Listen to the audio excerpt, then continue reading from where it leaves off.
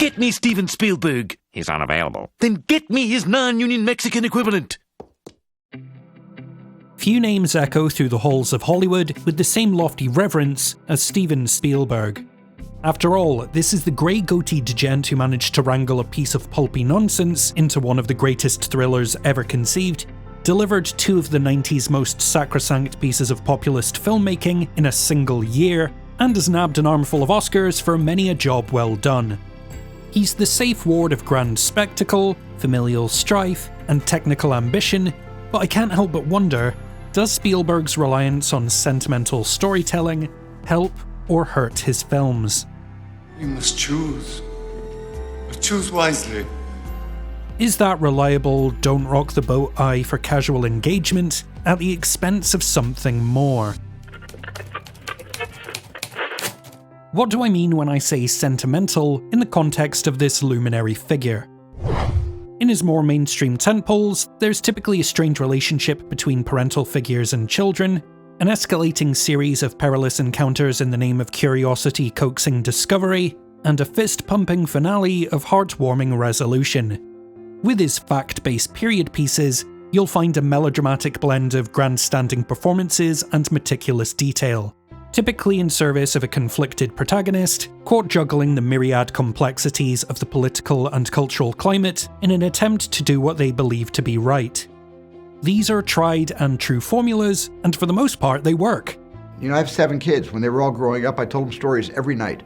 I went from room to room to room telling them all different stories, and I do the same thing with a camera and a crew. The reason Spielberg's most beloved films touch such a broad demographic is in large part because of the ubiquity and accessibility of their emotional building blocks. Take E.T. for example.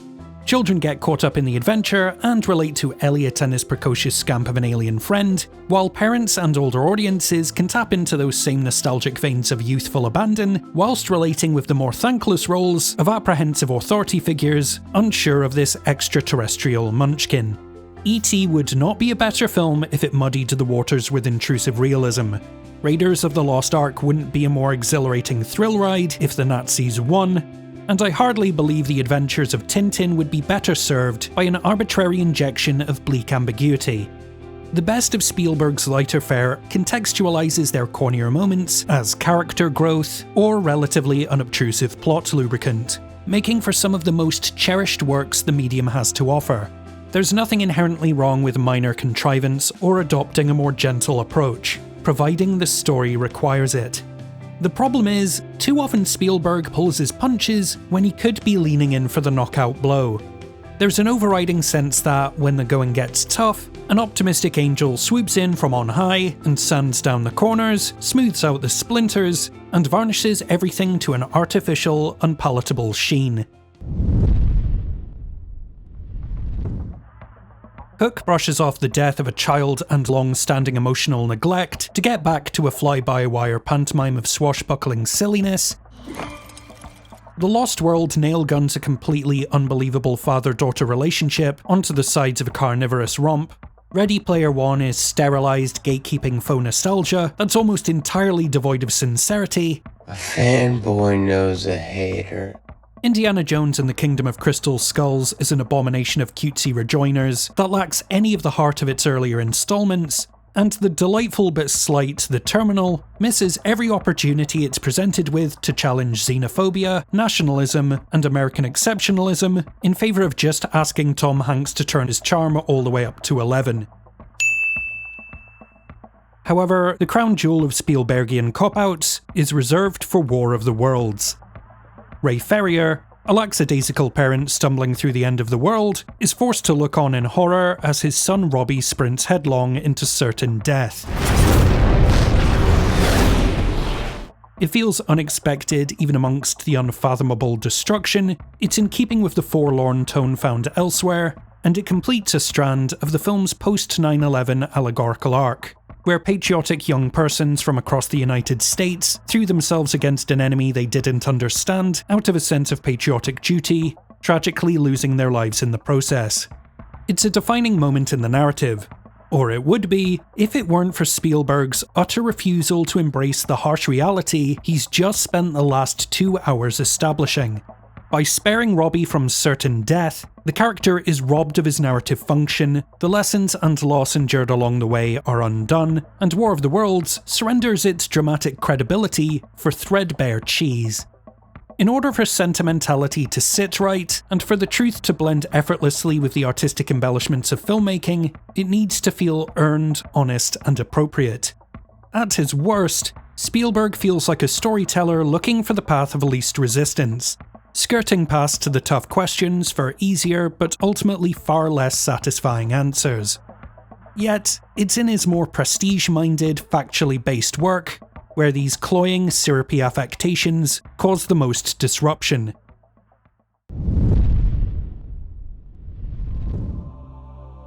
Schindler's List is a devastating marvel of human resolve in the face of deplorable evil. Within its haunting frame, one extended sequence stands out as perhaps the most singularly brilliant moment in a career of exemplary scenes. The liquidation of the Krakow ghetto removes all the Spielbergian hallmarks that would otherwise dilute and diminish the terrifying truth of an unforgivable event. Give me a moment. Just let you drink here inside.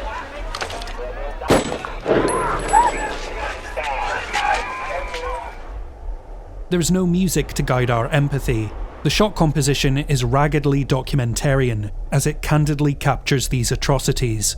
And there's no miraculous escape for the countless innocents condemned to die. This unflinching recreation of nauseating despair is shatteringly self-evident. Symbolism is insufficient. Then, we see a small child break through the black and white in a little red coat. A stirring reminder of how the marginalised were fatally ignored by those in power, and the sacrificial blood of the millions left dead. It's by far the most famous shot of the film, and I wish it wasn't. That may sound like heresy, but just ask yourself, does the inclusion of astonishingly obvious symbolism, backed by an until now absent score, and punctuated with a shot of Oskar Schindler looking appalled, in any way add to or improve on what has already been perfectly established? This one motif is the artful, emotionally manipulative equivalent of the rat on the windowsill at the end of The Departed. Then there's the shower scene, where a false sense of tension is forced at us in a will they won't they scenario that plays out around a potential concentration camp extermination. A scene so poorly judged, Austrian director Michael Haneke famously lambasted it as unspeakable. A calculating, uncalled-for moment aimed exclusively at the cheap seats, one that stands in tasteless contrast with the assured and agonisingly brilliant film that surrounds it.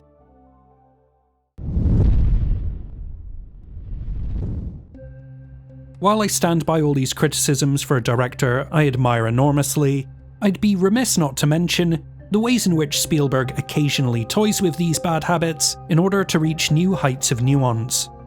There's Munich, arguably the most vitriolic, morally complex and uncomfortably nasty film he's ever made, where the good guys become callous murderers with an unwavering sense of duty that devours their very souls. Close Encounters of the Third Kind takes the kind of fantastical or inspiring premise Spielberg's known for, and spikes the punch with a midlife crisis and some serious parental abandonment. Then there's Minority Report, which has all the tropes you'd come to expect when entering into a Spielbergian future. When I first saw Minority Report, I loved everything about it, except for the sterile, immaculate ending. Good prevails, the guilty are punished, and humanity returns to an inherently flawed but less draconian legal system. Oh, I see. Then everything is wrapped up in a neat little package. It's a finale that stood out like a beautifully trimmed bouquet in a garden of existential ugliness. And then I realised it's supposed to. Look at how peaceful they all seem. But on the inside, busy, busy, busy. The hollow artifice is the arrow pointing towards the most downbeat ending of Spielberg's fiction-based filmography. The cut-and-dry certainty, the anticlimactic showdown, it is entirely fake. Everything we see after John Anderton is arrested here, up to and including the final moments, is an optimistic, impossible dream. a wishful construct of a comatose and imprisoned mind, frozen and forgotten by a society in which the bureaucratic machines of progress will not stop or slow down for the whims of one man and his quest for justice. It's a rare example of Spielberg having his cake and eating it too. You can either accept the reinstated status quo, or dig deep enough to discover it's a phony construct of a pacified mind. Bummer. While I've debated the pros and cons over the course of this video, on the whole, I will always admire Steven Spielberg and cling on to the classics, sometimes because of his sentimental streak, other times in spite of it. In fact, much of his most recent output fails to leave a lasting impression on me, not because they're bad, poorly made, or overly schmaltzy, it's because they don't make me feel anything. They're workmanlike, solid Sunday afternoon viewing that doesn't stir much emotion one way or the other. While Spielberg has undoubtedly known to fall back on his sentimental tricks of the trade, whether or not that's a kindness that elevates the material or a bland concession, depends entirely on the film and the thematic weight given to these cutesy diversions. It all comes down to a matter of taste, and whether or not Spielberg's crowd-pleasing sentimental heart is in the right place.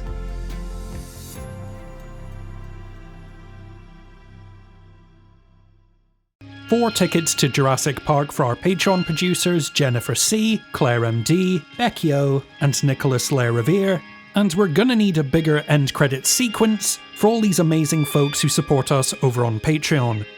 So what are your favourite Steven Spielberg films, and in what instances has his sentimentality helped or hindered your enjoyment of one of his movies? Sound off down in the comments below, and please take a second to like, share, subscribe and drop a comment to help boost the visibility of this video and get it seen by the almighty algorithm. If you're in a position to do so, maybe click on the link to our Patreon in the description below, where you can get instant access to our film club, private Discord, and your name in the closing credits. As always, thank you for watching. Until next time, this is In Frame Out.